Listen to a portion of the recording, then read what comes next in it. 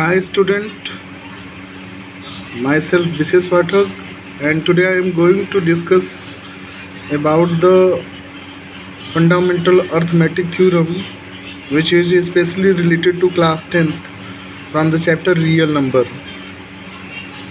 In fundamental arithmetic theorem हम इस पर सबसे पहले डिस्कस करेंगे कि फंडामेंटल अर्थमेटिक थ्योरम है क्या। तो इसके बारे में आपको बताना चाहूँगा कि फंडामेंटल अर्थमेटिक थ्योरम को सबसे पहले गॉस नाम के एक मैथमेटिशियन थे, जिन्होंने अपनी एक बुक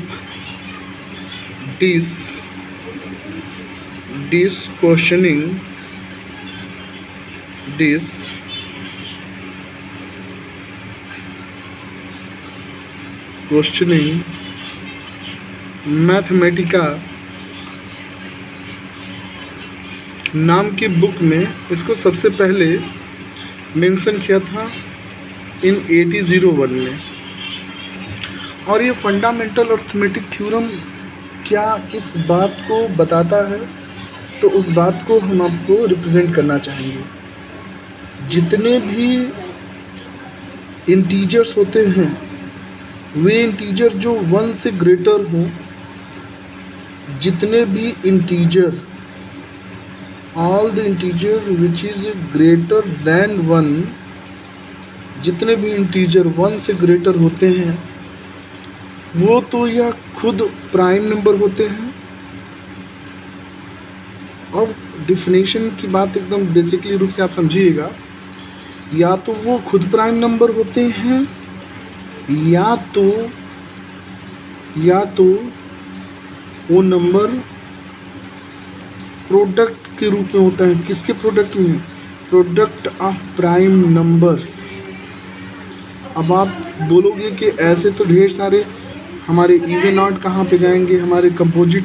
तो बेसिक रूप से अगर हम देखें तो जितने भी नंबर 1 से बड़े होते हैं, जितने भी इंटीजर, नॉट नंबर ओनली, जितने भी इंटीजर 1 से बड़े होते हैं, या तो वो प्राइम नंबर होते हैं या तो वो प्राइम नंबर के प्रोडक्ट होते हैं। अब एग्जाम्पल के रूप में अगर देखा जाए तो जैसे 3 एक प्राइम नंबर है, बट 4 तो प्राइम नंबर नहीं है, लेकिन इसको हम प्राइम नंबरों के प्रोडक्ट के रूप में इसको एक्सप्रेस कर सकते हैं। और यह एक यूनिक प्रोडक्ट होता है। यूनिक प्रोडक्ट का मतलब अगर 2 × 2 है तो फिर प्राइम प्रोडक्ट सिर्फ 2 × 2 ही होगा। जबकि अगर हम कंपोजिट प्रोडक्ट की बात करें तो कंपोजिट प्रोडक्ट यूनिक नहीं कहा जा सकता है। आप एग्जाम्पल के रूप में जैसे समझ सकते हैं कि अगर 2 × 6 = 12 है तो इसको 3 × 4 = 12 के रूप में भी लिखा जा सकता है।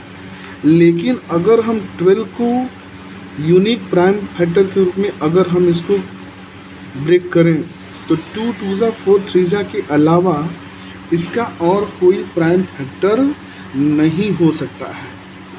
तो इस बेसिक फंडामेंटल अर्थमेटिक थ्योरम के ही डिफिनेशन के कारण 1 को प्राइम नंबर की कैटेगरी में नहीं रखा जाता है। इस डिफिनेशन के अकॉर्डिंग ही हम 1 को प्राइम नंबर नहीं ले सकते हैं। अब इसका यूज बेसिकली रूप से हम करते कहाँ पे हैं, तो कुछ खास बातों में आप फाइंड आउट करेंगे कि जो भी नंबर, स्पेशली आप देखें, जो भी नंबर, अब इस पे कुछ रिज़ल्ट सामने आए और वो रिज़ल्ट क्या थे कि जिन भी नंबर के लास्ट में अगर 10 है तो उसके प्राइम प्रोडक्ट में निश्चित रूप से बाकी नंबर हो चाहे न हो, लेकिन 2 और 5 ज़रूर से ज़रूर मिलेगा।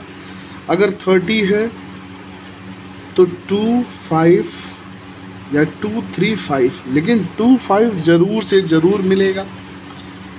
तो जिस नंबर के एंड में अगर उसके लास्ट में डिजिट 0 अगर है तो उसके प्राइम फैक्टर के रूप में 2, 5 ज़रूर एक फैक्टर के रूप में रहेंगे। 2, 5 मतलब ज़रूर से ज़रूर मौजूद रहेगा। अब इस पे बेस्ड एक क्वेश्चन आपसे पूछा जाता है कि जैसा कि एनसीईआरटी की टेक्स्ट बुक में भी ये क्वेश्चन दिया है कि so that expression of 4 to the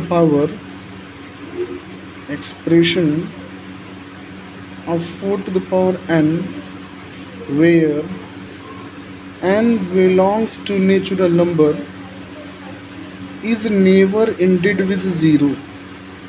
board की परीक्षाओं में इसके क्वेश्चन 3 मार्क्स में पूछे भी जाते हैं विथ 0।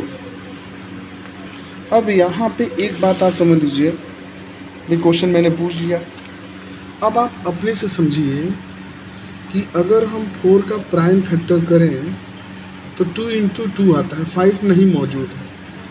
और किसी भी नंबर के पावर, जैसे अगर हमने 10 रखा तो फिर 10 का स्क्वायर करेंगे तो 100 आएगा, फिर या जो जिस नंबर के लास्ट में 0 रहेगा वही नंबर उसके एक्सप्रेशन में लास्ट में 0 ज़रूर मिलेगा।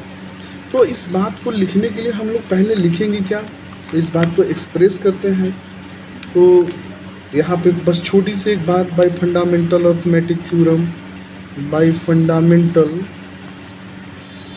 Arithmetic theorem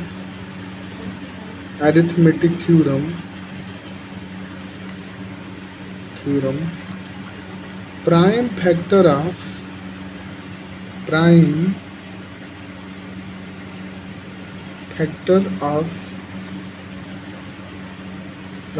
of 4 is 2 into 2 which not include 5,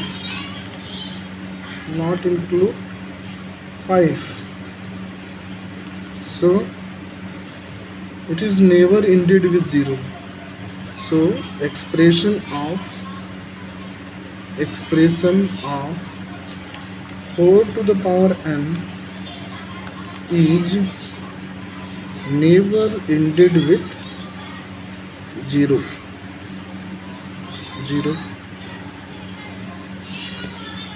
एक क्वेश्चन तो ये बनता है। दूसरा क्वेश्चन मैं डिस्कस करूंगा फंडामेंटल अरिथमेटिक थ्योरम पे एक बेस्ड, कि जितने भी रेशनल नंबर होते हैं, अब जैसे सपोज करो मैंने लिख दिया 5/16, तो यहाँ पर भी एक खास बात आप ऑब्जर्व करते हैं कि ऐसे रेशनल नंबर जो टर्मिनेटिंग डेसिमल देते हैं, अब यहाँ पे अगर हम इसको डिवाइड करें, 5 को 16 से डिवाइड करें तो आप पाएंगे 16 3 जा 48, 2 0, 16 1 जा 16, फिर 4, फिर 0, 16 2 जा 32, 8 0 18। इसका रिजल्ट मिला 3125। तो आप ये भी जान लीजिए कि जितने भी रेशनल नंबर होते हैं जो p/q के फॉर्म में हैं, अगर उसका डिनोमिनेटर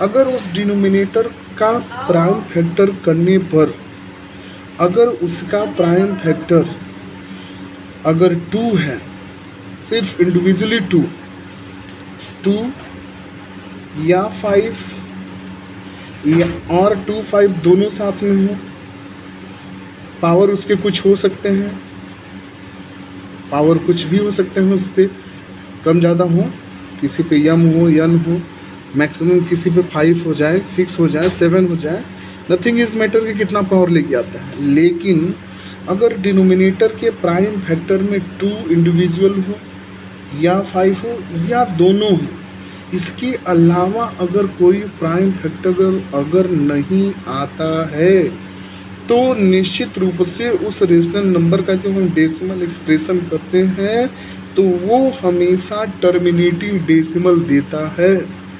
तो इससे रिलेटेड भी क्वेश्चन बोर्ड में कई बार आपसे पूछे गए हैं कि आप विदाउट एक्चुअल डिवीज़न, जैसे कि एक क्वेश्चन दिया हुआ है आपके एनसीईआरटी की टेक्स्ट बुक का क्वेश्चन है लास्ट एक्सरसाइज का, कि without actual division find which is terminating और नॉन टर्मिनेटिंग। अब आप यहाँ पे देखिए तो 13/3125 है। तो हम इसका प्राइम फैक्टर अगर 1025 का अगर फाइंड आउट करें तो इसका प्राइम फैक्टर हो जाएगा 5 5 जा 25, 25 5 जा 125, 125 5 625 और 625 × 5 3125। तो इसके प्राइम फैक्टर के रूप में 5 टाइम्स आ गया। तो हम इसको श्योरली कह सकते हैं कि इट इज टर्मिनेटिंग डेसिमल।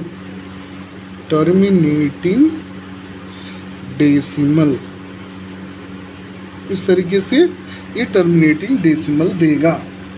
अगर सपोज करो उसने टर्मिनेटिंग डेसिमल कह दिया, पता भी कीजिए, तो आप डिवाइड करके जनरली फाइंड आउट करते हैं। लेकिन एक सिंपल सा तरीका और भी है इसके लिए कि अगर डेसिमल हमसे पूछता है कि फाइंड आउट कीजिए, तो आपने उसका प्राइम फैक्टर पूरा कर लिया। अब आप देखिए 5 की पावर 4 है।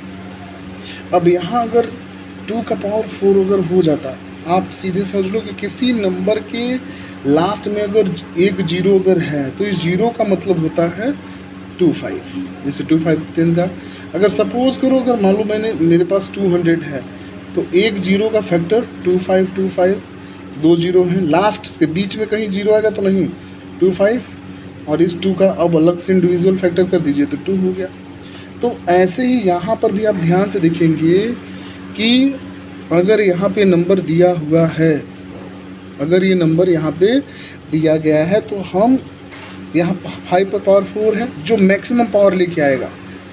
यहाँ 5 था, कभी 2, अगर कभी 5 का पावर न रहे 2 वाला पावर अगर है तो इसका मल्टीप्लाई करेंगे, ऊपर नीचे जो मौजूद नहीं है ऐसे मल्टीप्लाई कर दिया। अब देखिए 2 2 जा 4, 4 2 जा 8, 2 जा 16 हो गया, ये 16 हो गया। और ये मल्टीप्लाई करके हो जाएगा आपका 10 to the power 4। अब इसका सिंपली मल्टीप्लाई कर दीजिए, 16 3 जा 48 और 16 1 जा 16 और ये 20 हो गया और ये 10 के पावर 4 हो गया। 4 डिजिट पे इसमें डेसिमल लगा दीजिए तो ये हो जाएगा 20.40 पे लगाने के लिए यहाँ पे 0 हम यहाँ पे लगा लेंगे और ये हमारा आंसर हो जाएगा। तो इस तरीके से क्वेश्चन में बेटा लास्ट एक्सरसाइज हम इस तरीके से सॉल्व कर सकते हैं। और कुछ और भी अगर जो प्रॉब्लम होगी उसकी क्वेरी में ज़रूर से ज़रूर लिखिएगा। आप मेरे नंबर से भी, मेरे व्हाट्सएप से, जो मैं अपने डिस्क्रिप्शन बॉक्स में मैंने अपना नंबर व्हाट्सएप नंबर दे दिया है, आप उस पर व्हाट्सएप कर सकते हैं और या कमेंट बॉक्स में लिख सकते हैं। ज़रूर से ज़रूर बेटा इसको देखें। अब मैं अगले नेक्स्ट वीडियो में लीनियर इक्वेशन को स्टार्ट करूँगा अच्छे ढंग से, उसको आप ज़रूर से ज़रूर देखिएगा। Thank you and have a nice day.